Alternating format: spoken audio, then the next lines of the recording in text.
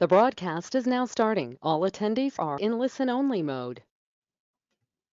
Hello, everybody, and welcome to this week's webinar. My name is Tony Wilson, Executive Vice President here at One Resource Group, and we're really excited to have our partner John Price on the line. John has been with us for a long time, and has been at Equitable/AXA for a while as well. And we're really excited to have this presentation on because we're getting a lot of traction with this product and this platform. Specifically within the RIA space, a lot of the managed money space, and quite frankly, just with clients that are looking for low cost life insurance retirement plan programming that can help out with clients that are looking to put extra money away in a tax-free and a diversified way. So we're going to get started. Again, we get John Price with Equitable. John, you want to take it away, buddy? Tony, appreciate it, man. Can you hear me loud and clear?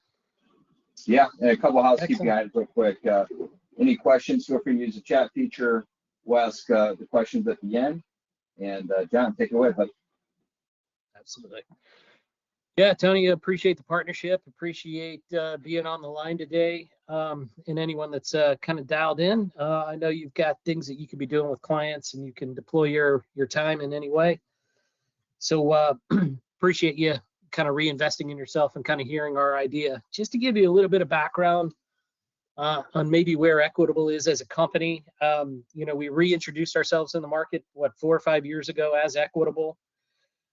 We spent about 20 years being AXA/Equitable, but we've been for about 187 years a life insurance company in the United States, domiciled out of New York. And obviously, we've seen some pretty cool transitions in who we are. In the last couple of years, we've really kind of focused on becoming the best company to work with in the accumulation marketplace. As there's uncertainty in taxes going forward, not just income taxes, but capital gains, how qualified plans are taxed, as well as the estate tax exemptions, we really feel the utilization of cash value life insurance as a tax hedge strategy for high income clients, and the platform in which we can present it to them being easily digestible and easy to manage on your end kind of brings it all together. And we're excited to kind of be experts in that area and appreciate the time that I have to tell you exactly what it is that we do that makes us special. So today we're going to talk about building your asset location strategy, specifically with the life income platform. Right, this is kind of our branding and strategy around that 7702 insurance idea. As many of you know, there is a tax investment challenge for high income individuals, and in that category, put executives, small business owners, independently wealthy and family wealthy individuals that are always kind of trying to dodge the tax bullet. But if you think about their building assets for the future, what are their investment challenges? Number one, not many options with qualified plans, IRAs, and 401ks, right? If you have someone that's an executive or just someone earning a high income wage and you tell them, okay, you're going to save for retirement and we'll give you that qualified bucket to do it in, they're never going to be able to fill it enough to replace the income that they're going to be used to and expecting in retirement. Number two, pre-tax contributions are limited by ERISA on those same ERISA plans, right? You're maxed out on what you can put in. It's not a limitless bucket. Accessibility to those assets pre-59.5 is taxable and has a 10% penalty along with it unless you structure it a certain way. When you reach age 72, they're going to tell you, hey, you need to start taking it out. There's required minimum distributions. And obviously, kind of the big one for high income earners, there are phase outs for people that can do Roth IRAs. i.e., you make too much money, you don't have access to that bucket. So that challenge kind of gives us an opportunity for those individuals to present an alternative strategy. Because, well, put simply, just a financial advisor that only has the foresight to say, hey, let's manage these taxes in a non-qualified brokerage account, and I promise you we'll do it very well. yeah, you can get most of the tax exposure down, but you're never going to be able to get it all. So we've done a lot to focus on, well, how do we position that idea of having not just qualified plans, brokerage accounts to save for retirement, but really building out the tax-free bucket as well.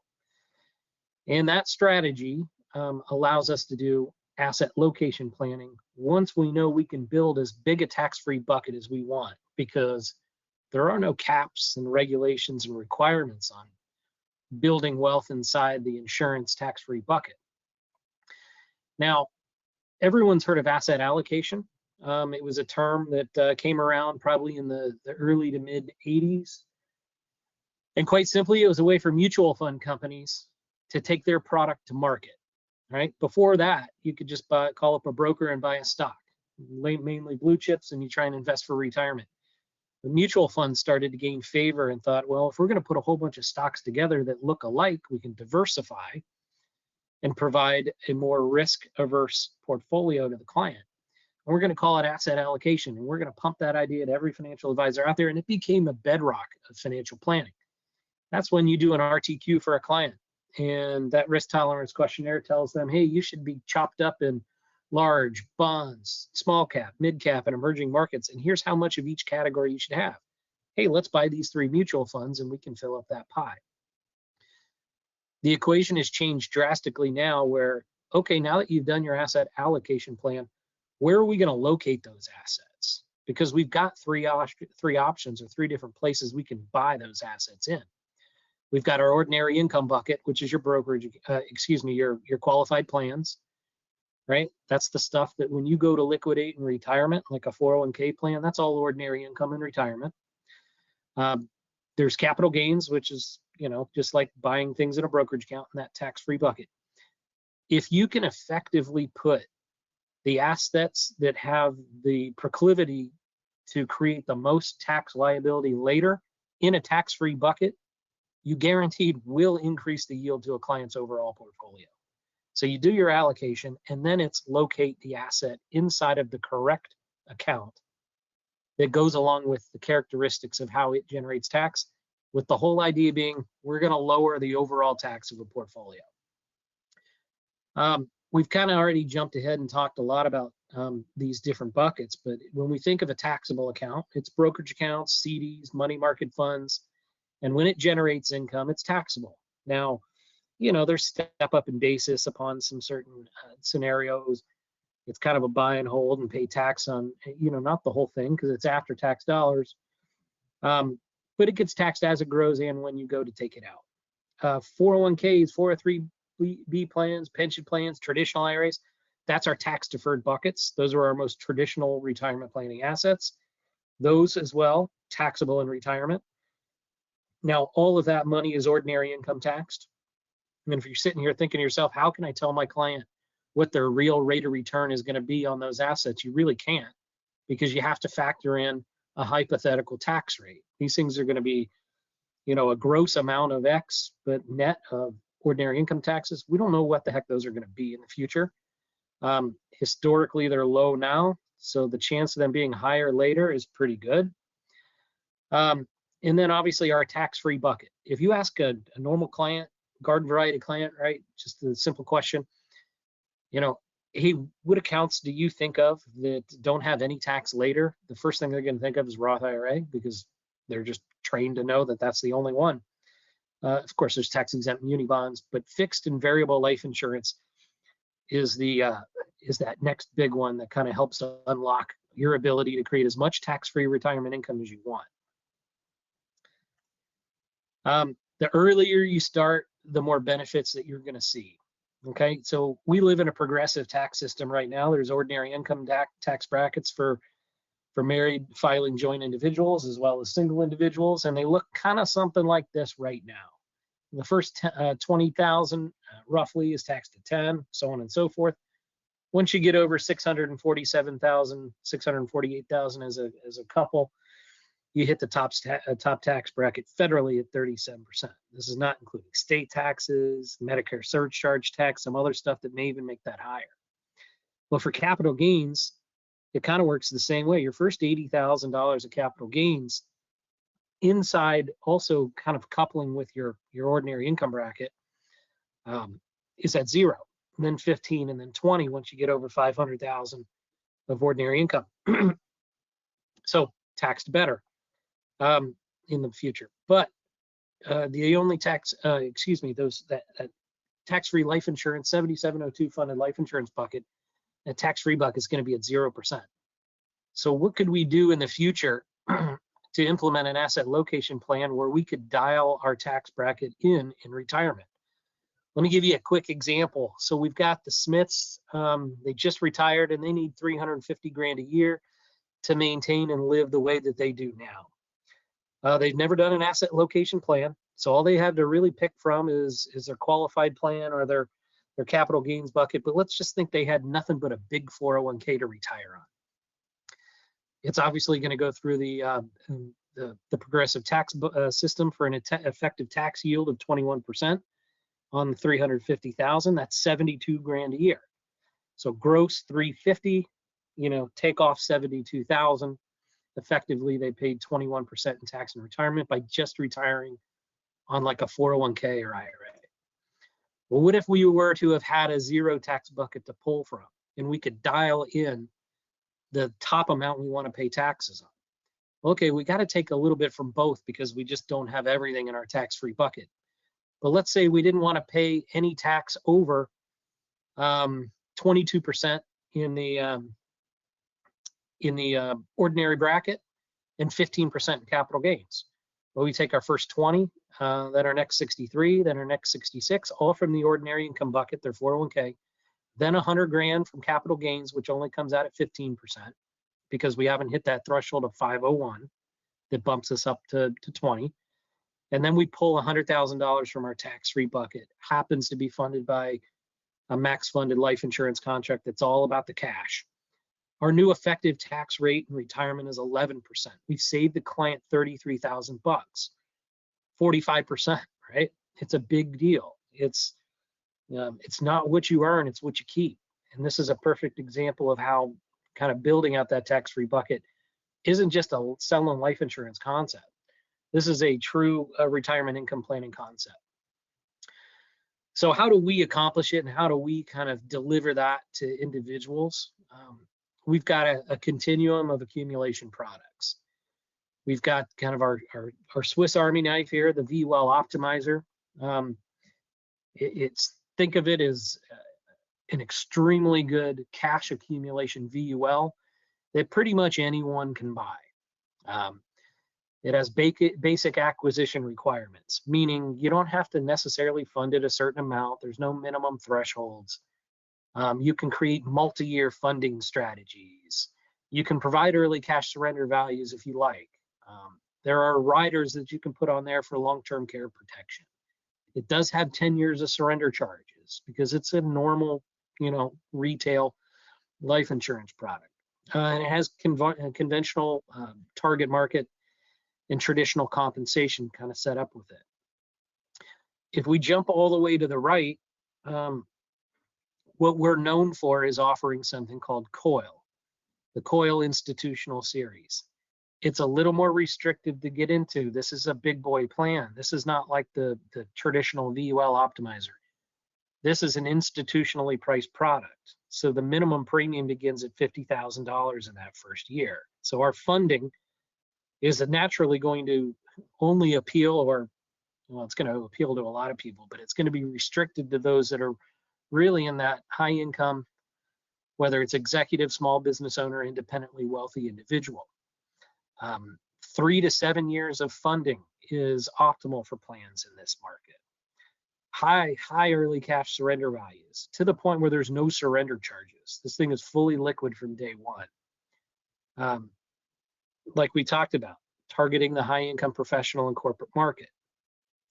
And you can also have heaped and level compensation kind of built into this.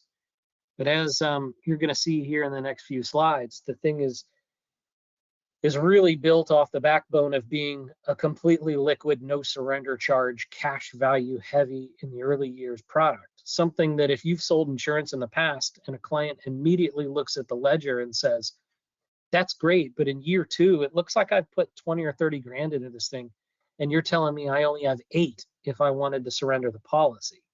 This is going to tell a completely different story that we're going to kind of walk through here in a few seconds.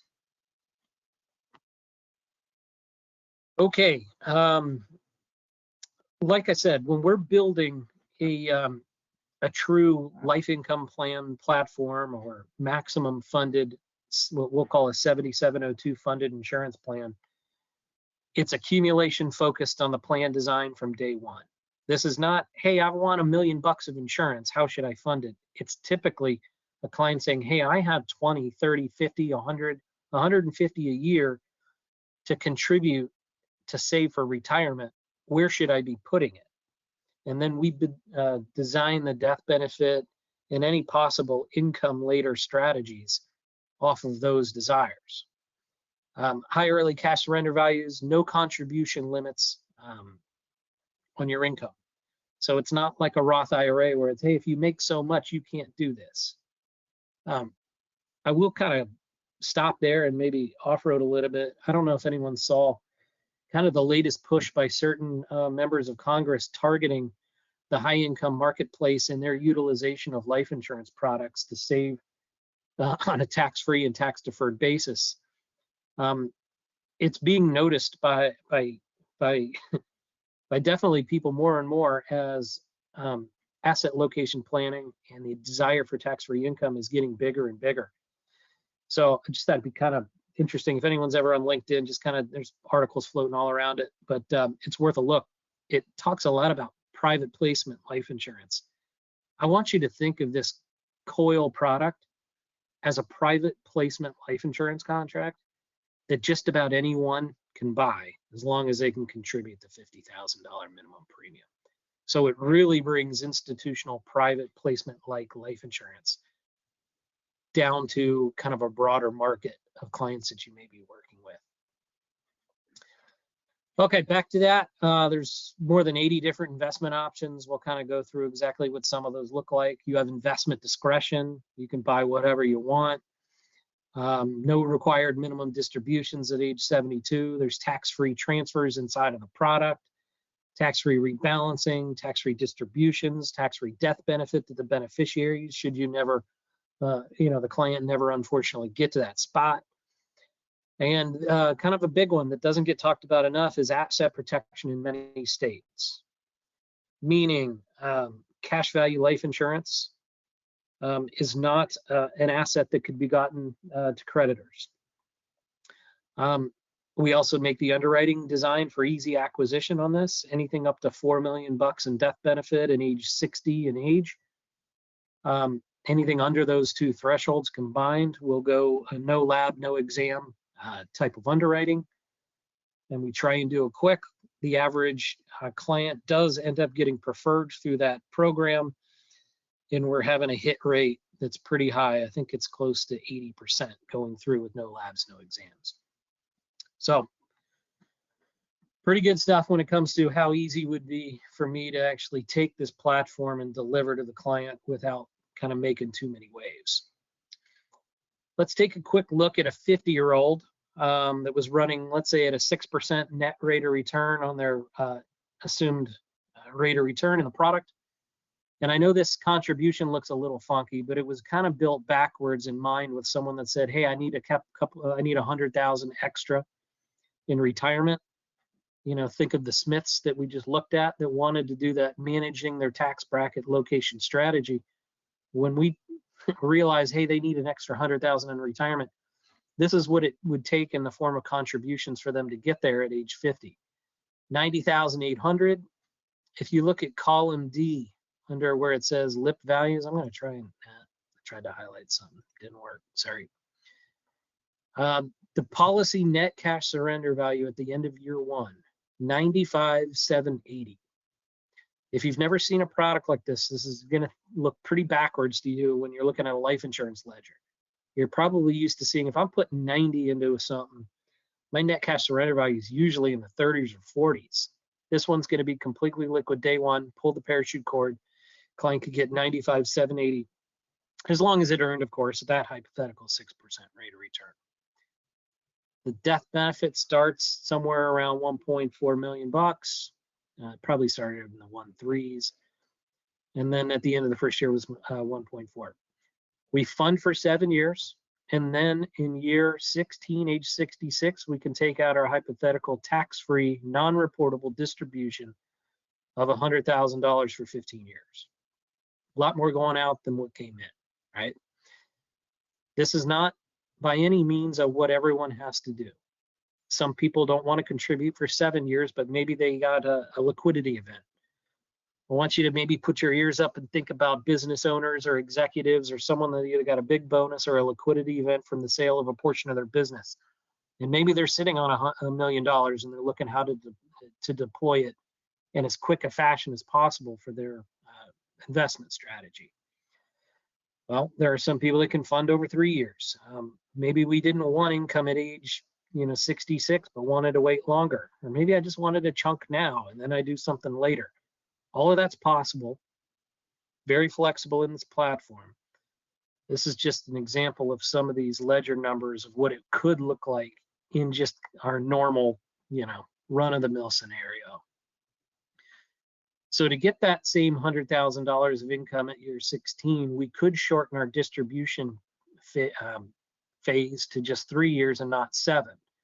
So we've got 203 going in, which is a total of what, 609? That's definitely less than 9,800 over 7 years. So what we found when they went through and did some of the changes to the 7702 tax code 4 years ago or 3 years ago as part of that large bill that was passed, a little secret nugget was in there, and it was more favorable treatment of life insurance cash values when it comes to the accumulation, meaning you don't have to buy nearly as much death benefit as you did 5 years ago. When you're overfunding or maximum funding a life insurance contract.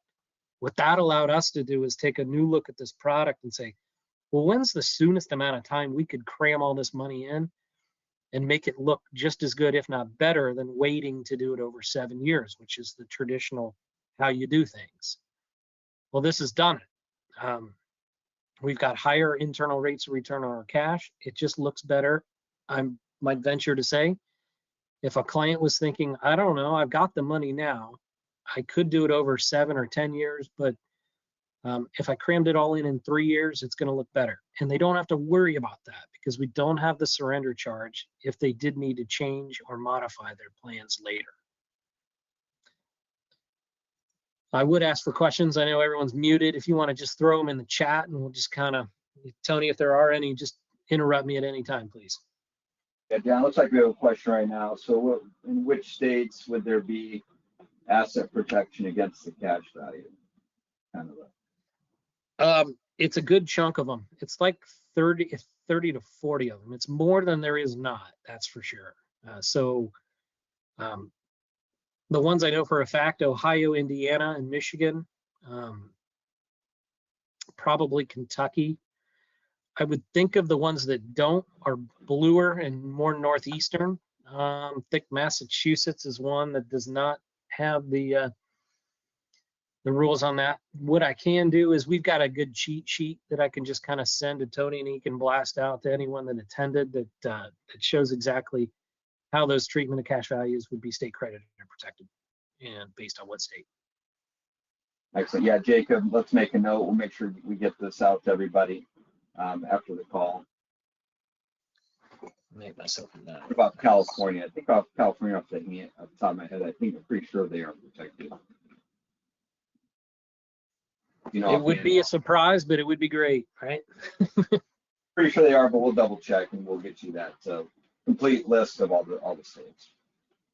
So, yeah, we'll deliver that for sure. Yeah. So what kind of stuff can we invest in if you're in the life income platform that's powered by COIL, our institutional product? Let's first talk about not necessarily the stuff you can invest in, but the platform that it sits on. If anyone here has ever sold a permanent life insurance product, you're very used to getting copied annually on a statement, maybe even quarterly if it's variable life, that says, hey, here's what the deductions were, here's what all the different accounts made. And it just kind of gives you a pretty wonky snapshot of how the thing is doing. We We don't approach it like that whatsoever. So all of these policies sit on a platform called CES, stands for Corporate and Endowment Solutions Administration, so it's CESA. You, the broker advisor, would get a link, as does the client. You sign up for it, your contract is loaded onto the platform. Shows you daily values, has the ability to do fund transfers, reallocation, rebalancing, policy requests like betting change, ownership changes, all that kind of stuff that you would normally do. Record keeping of all premiums paid, investment elections, investment changes since inception. A big one here, annual policy reviews that are automatically done and uploaded. And these aren't just a new in-force ledger that's run and let you fill in the blanks. It is a review that shows the client how much was paid, what was the difference between what they expected to do and what actually happened, what material changes that provides them, meaning higher or lower income in the future, and any suggestions for modifications they can make to improve their scenario based on how they wanted the contract to perform at the beginning. It also has a 140-page investment kind of review of all the funds that's done by a third party to help you make investment choices, and as well as suggestions to the client. The platform's rock solid. It's everything you've ever wanted in a life insurance policy that was meant to look like a brokerage account with all the resources to make it look just like a brokerage account. Inside of our contract, we got a lot of name brands, 85 different mutual fund style sub-accounts. You can hit just about any end of the market that you want to provide any type of rate of return that might be appropriate for the risk that the client is taking. 5 or 6 different index accounts, as well as 5 accounts that we call market stabilizer option 2. If anyone out there is familiar with the equitable annuity line of a product line, this will be a similar story. The #1 selling annuity in the marketplace, variable annuity, is something we offer called structured capital solutions. And it's kind of all been built around a RILA, style of structured note investment options. We've taken that to this product as well as all of our other VUL products. And here's how it works. You don't have to use these at all, by the way. These are completely discretionary. If you want to use them, use them. If you don't use them. If you want to use a portion of the funds in them, you can do that as well. And all of them have an investment charge of 40 basis points. So each one of these is the exact same. It costs 40 bips, and you can have one of these sleeves. The first 3 look a lot alike. So think of like an index product or an index annuity. We're going to give you a rate of return on the S&P 5 that's equal to the S&P 500 price index rate of return on a 1-year point-to-point. The difference being we're not going to give you a 0% floor. Instead, we're going to give you the choice of 10, 15, or 20% of downside protection in exchange for a cap. Those caps change every single month. That helps us keep the caps up. We're not stuck into bad caps and we got to recuperate for a while. These are dynamically priced. They're offered every month at a different rate. They are market priced, which kind of sounds odd, but it's definitely an advantage. We're going to go more in depth, so if you do have questions about it, I'm just not going to breeze through it. But we also have the 4th one. It's called a step-up index option. It only comes in a 10% downside buffer, but what happens is any positive rate of return triggers whatever the cap is, and you get that. So even if you get like 0.01% in the positive, it'll be stepped up, and the client gets the cap rate of return instead of the actual rate of return. Then we've got one called dual direction. Dual direction is exactly like it sounds. If you're in between 0 and -10% on that 1-year point-to-point look back, for example, -9, we'll make it a +9. It also comes with a cap. All these caps are a little bit different, but let's maybe put a little bit of graphical explanation behind it. The first 3, pretty easy to understand. We're going to eat the first 10, 15, or 20% in downside protection based on the one you choose. Meaning if you're down -12, you get -2 as your rate of return. We ate the first 10 points of that loss. If you're -9, you get 0. If you're 0, you get 0. If that thing had a 15% cap, which I think right now it has maybe a 1575 cap. If you get 16, you get pulled down to the cap rate. If you get 5, you get 5. Anything in between your real rate of return and the cap, you get. So pretty easy to understand.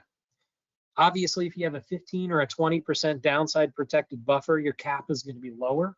We're providing more downside protection. There's a cost for that. So naturally, a cap will be a little bit lower.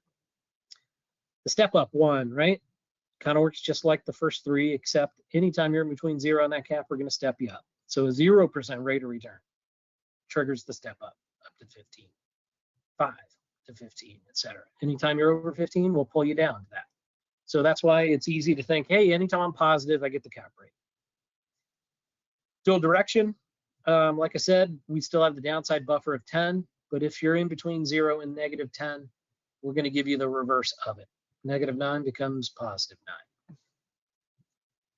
These are available on our optimizer that we talked about, this contract, the COLI that we spent a lot of time talking about, as well as our guaranteed no lapse variable contract called Incentive Life Protect. It's not listed in this little gray box because this presentation is probably a couple months old, and we just launched that product a couple months ago. So what these things do, you kind of get the choice, flexibility, and protection. It really does well in a smooth sailing scenario. If anyone remembers the kind of the hot marketing idea 10 years ago, the idea of, hey, if I'm utilizing an insurance contract to be retirement income, if I start taking retirement income 20 years from now out of this thing and I get bad market returns, I'm eating in and selling into losses. I'm doubling my losses. The thing's going to go way downhill fast, like a snowball rolling downhill. If you had these market stabilizer option accounts deployed during the distribution phase of these scenarios, i.e. when I started taking 100 grand and I had some downside protection, we're not selling into losses nearly as much and we're letting portfolios recover quicker. So it gives you a good balance of all of those things. Let's go ahead and maybe just kind of wrap up a little bit. If, like we say, if any of these criteria below describe you, asset location's probably a good fit. We've already talked about it 5, 10 times. High income earners that pay high tax rates. People that want more control over their investments. People that don't want to worry so much about retirement. And boy, that was nice and cheesy. You want to enjoy more of your life and your hobbies. I thought it said buddies. Anyway, we don't have to kind of go through these disclosure pages, but what I did want to maybe highlight for the next couple minutes, maybe let's talk case study type stuff, where, as you can tell, this product didn't originally become the product that is in the market, where it's, hey, we're just looking for individuals. You don't have to be a part of a company to get access to an institutional product. This product came from the COLI world. It is a COLI product, and it's used in COLI scenarios. When I say COLI, I mean corporate-owned life insurance scenarios quite often. So don't toss away the opportunities you might have with small business owners that ever mention the need for something around a key employee, a buy-sell agreement, someone that's ever said deferred comp, right? A business owner that's ever talked about bonusing or retaining key employees. This product does fantastic in those scenarios, largely because it has no surrender charge. It can be used in so many different ways. And it's for companies that are keeping their insurance on the balance sheet or company owned. It's a great way to show, hey, I'm putting in 203, but I'm showing a credit on the balance sheet of 214. It's not a loss to them to put on the balance sheet to provide some sort of deferred comp package or executive benefits package for an employee. So always be looking out for, your small business owners that are also looking to provide executive benefits for themselves and their employees. It's a big market. What usually happens from that is an individual sale on the owner is almost like, well, hey, light bulb comes on. I should just do this for myself and not have to worry about the company. We can pivot there. And if you think about the COLI marketplace, there's 1,300 life insurance companies out there. There's like 13 of us that are proficient at providing COLI insurance or have a product even. There's only 3 of them will let it be individually owned. And we're the only company that will allow that product to not only be individually owned, we don't care if there's any company sponsorship, company ownership, company dollars being funded into here. What we're doing is allowing you, the advisor, to sell a typically company-owned style product that has all the great features and cash accumulating ability directly to any individual that just has a whole lot of money. Okay. So hopefully you can find some avenues to take advantage of that. Tony, I'd love to open it up for any questions. There's really nothing else to maybe show graphically, but happy to do anything to answer any questions to anyone or kind of idea workshop anything that they're thinking about. Yeah, thanks, John. Thanks for covering that. Really great stuff. A couple questions we had is what's the cost for the buffer within the product? Yep, all 5 buffers cost 40 basis points. Perfect. And can this be sold with life only and not a securities license? Are there any products that you can sell with just a fixed license? This is a registered rep only type of product due to its variable nature. We don't have anything like it in the fixed only variety. Yeah, perfect. And kind of clarifying that, so One Resource Group partners with a lot of the people on the call for for RIAs. So just to clarify, One Resource Group, and as long as everything's fully disclosed to the client, we can act as the agent of record on some of these contracts, and advisors on the RA side, assuming they're RA only, can still charge a fee on the COLI product, correct, John? Absolutely. We've got plenty of scenarios where that's happening today. We've actually kind of co-marketed a version of this product called RIA Advantage. Even if you're in a scenario where you want to kind of set up that whole, charging structure, all the plumbing's built. We have that capability. It's a huge opportunity. It's a huge marketplace for any individual that doesn't have a registered rep license to partner up with someone in the industry that has that specialty. And of course, it's way easier to do in this product because, hey, we're managing something that's fully liquid, right? Charging on that asset just as well as they do everything else that they do have. You don't have to also give them a product that has 10 years of, a mountain of surrender charges. This fits perfectly into that space.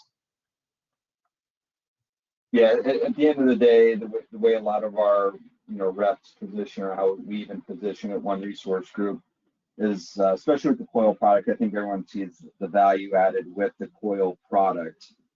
At the end of the day, it's if you're putting together mutual fund portfolios for your higher net worth clients or even your higher wage earners, at the end of the day, it's a very low cost mutual fund portfolio with an insurance wrapper on it at the end of the day. And a lot of our advisors, they position it as such. And I think that's a really good way to simplify it. The costs are lower than, if you clear it through a broker dealer and we're charging, A shares or maybe sometimes C shares, in terms of the VE wealth piece of it. So it's a great product. It's a great value added. And we're seeing a lot of larger cases go towards the COIL route. So, John, thanks again. Any final thoughts? Yeah. Thank you for everyone, listening. If you want to know more, maybe, hopefully this spurned at least hey, I got someone that looks like something. Are we in the right pond? Are we in the right area?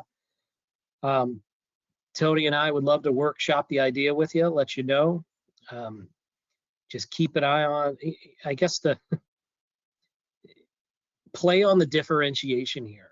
This is your only outlet to provide an institutionally priced, no surrender charge product that doesn't have to be driven off of a company sale. Now, a lot of times it does, but it doesn't have to be.